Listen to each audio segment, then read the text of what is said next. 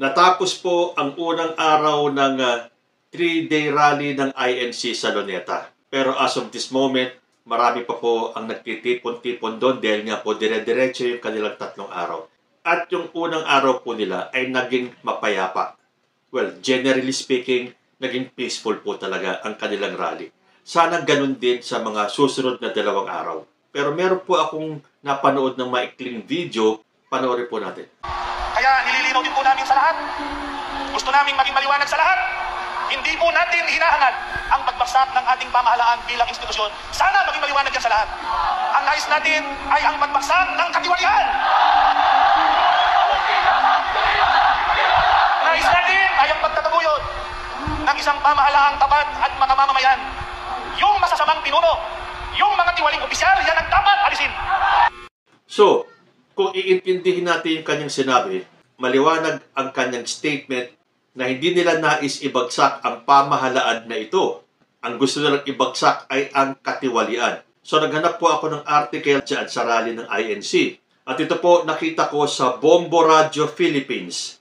INC, nanawagan ng tapat at lantad na investigasyon sa umano'y korupsyon ng pamahalaan. Ipinananawagan ni Iglesia ni Cristo spokesperson Edwil Zabala ang isang tapat at lantad na investigasyon hinggil sa umano'y korupsyon sa pamahalaan. Kasama rin sa panawagan ang pagpapaharap sa mga personalidad na iniuugnay sa isyu upang matiyak ang pananagutan at katarungan. Ayon pa kay Zabala, nababahalaan niya siya dahil sa ilang mga nasa gobyerno, media at ilang mga political analyst na binabaligtad ang impormasyon tungkol sa batas at dagdag pa nito ang mga tumitestigo na dapat anya nagsasabi ng mastermind sa korupsyon ay lalo pang naiipit sa investigasyon. Kaya sa isasagawang investigasyon tungkol sa napakalaking nakawan sa kaban ng bayan, ang ating panawagan simple. Ang ating panawagan madaling maunawaan, maging tapat, maging lantad, huwag ikubli ang mga guilty sa mga kumot ng kasinungalingan at pagtatakipan. Yan po ang sabi ni Zabala. Sabi pa niya, pero nakakabahala mga kababayan, may ilan sa mga gobyerno, media at political analysts na matatalino sana, may kakayahan magpaliwanag ng tama at totoo, ngunit tila nais baluktutin ang batas upang pagtakpan ang sangkot sa korupsyon. Kasabay niyan, nagiging halata na rin daw umano ang lantarang paninira sa mga taong tumutulong sa investigasyon upang mapagtakpan ang tunay na punot dulo ng nakawan. Saan po kayo nakakita na yung tumutulong sa investigasyon para mapalitaw ang punot dulo ng katakot-takot na nakawan sa gobyerno ang siya pang sinisiraan? Hindi ba masyadong halata na concerted effort ang mga ito para talikuran ang katotohanan? So ayan po, malinaw ang kanyang panawagan. Sabi niya, hindi nila hinahangad ang pagbagsak ng pamahalaan bilang institusyon at ang nais nila ang pagbagsak ng katiwalian.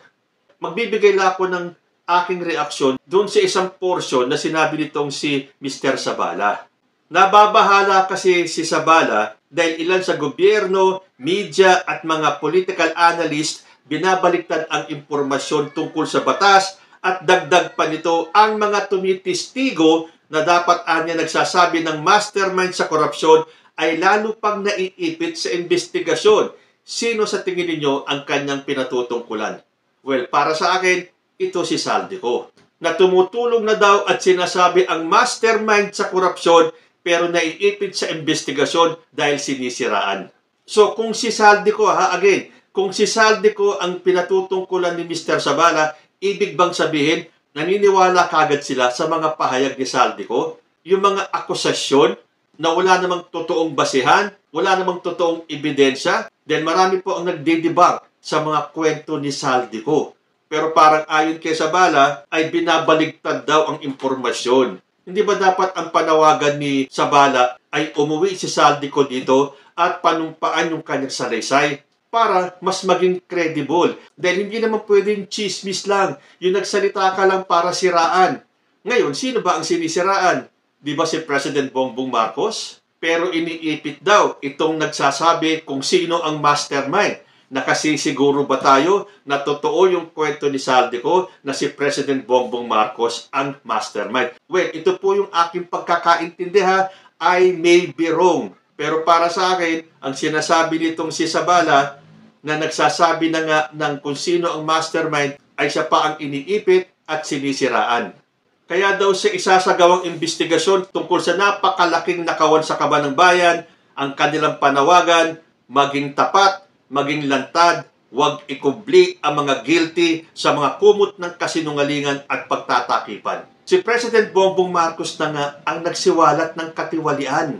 Pinaiimbestigahan na nga niya ito at sinabi niyang walang sisinuhin kaya ikaw ay kaalyado o ikaw ay kamag-anak.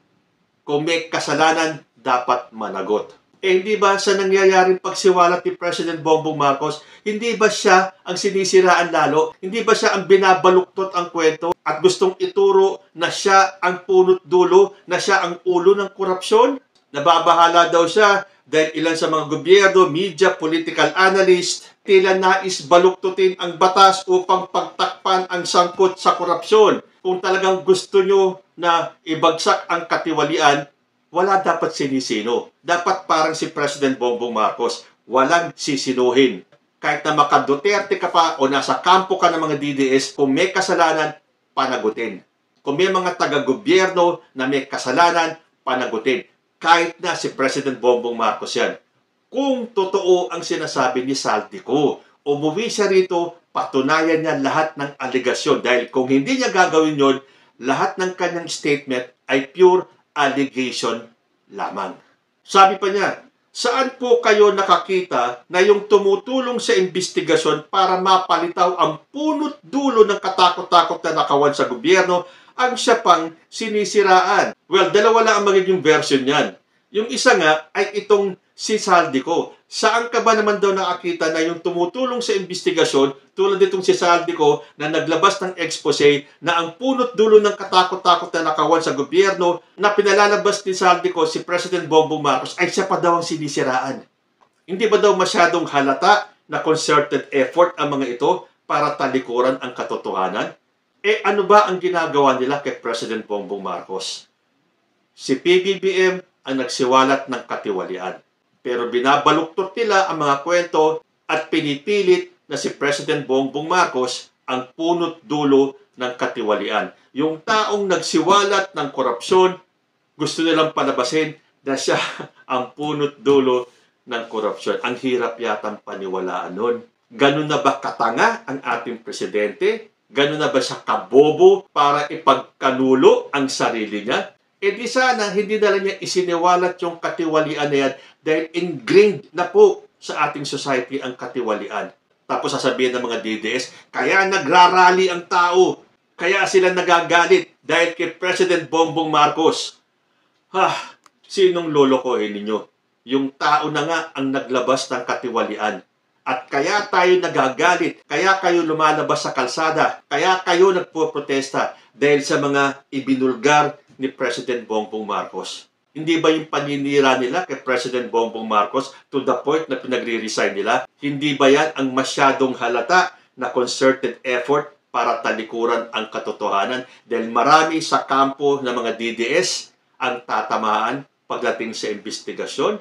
Maging patas po tayo. Tulad nga na sinabi ko, ang ginagawa ni President Bongbong Marcos ay linisin ang ating pamahalaan sa korupsyon. Ngayon, kung mapapatunayan lang ni Saldico lahat ng aligasyon niya kay President Bongbong Marcos at lumabas na totoong si PBBM ang punot dulo ng korupsyon na to, dapat imbestigahan si PBBM at kapag napatunayan may sala, di ipa-impeach ninyo, ipakulong ninyo, tanggalin nyo sa pwesto. Pero dapat nakabase sa katotohanan lahat ng aligasyon ni Saldico.